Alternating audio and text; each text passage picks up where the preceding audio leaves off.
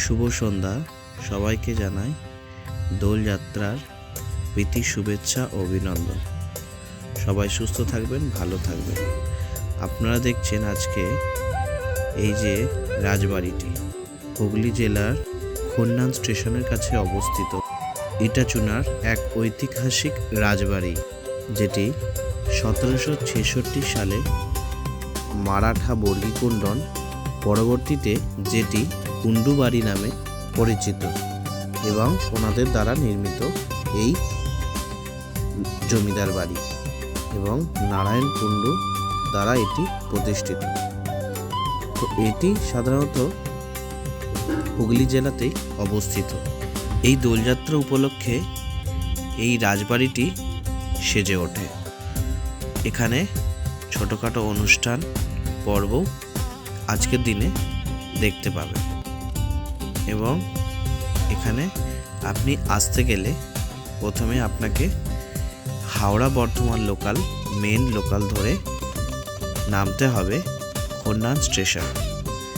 সেখান থেকে আপনাকে আসতে হবে অটো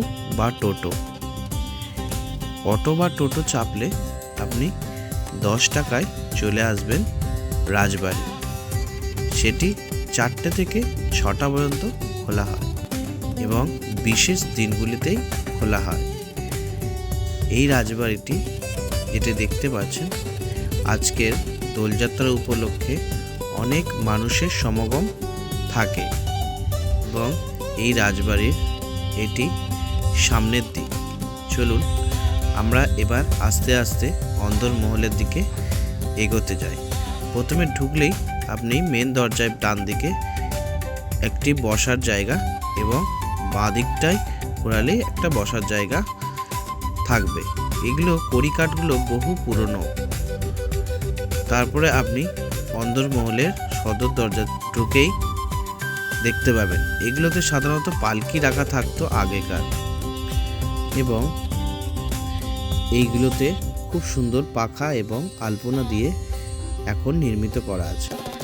এবং ঢুকে এই ডান দিকটা আর বাঁ দিকটা এটা আপনার বারান্দা। তারপরে আস্তে আস্তে আমরা সামনে উঠোনের কাছে এগিয়ে যাব। এখানে সাধারণত অনুষ্ঠান শুরু হবে। এটা হচ্ছে সামনের সদর এবং এই যে ইটাচুনা নামটি, এটি সাধারণত ইট আর চুন দিয়ে তৈরি হয়েছিল বলে নাম হচ্ছে ইটাচুনা। এটি বাংলা ও ইউরোপীয় শৈলীর মিশ্রণে নির্মিত এই খাম্বাগুলি। এবং এখানে লুটেরা সিনেমা, পরাঞ্জয় জ্বলিয়ারে, রাজমহল, বিভিন্ন চলচ্চিত্র এখানে শুটিং হয়েছে। এখনো পর্যন্ত শুটিং চলে। ঐতিহাসিক এই রাজবাড়িটি বর্তমানে একটি জনপ্রিয় উইকেন্ড ভ্রমণের গন্তব্য, যেটা ইটাচুনা রাজবাড়ি। কুণ্ডু পদবী কিভাবে ইনি পেলেন সেটা শুনে নিই।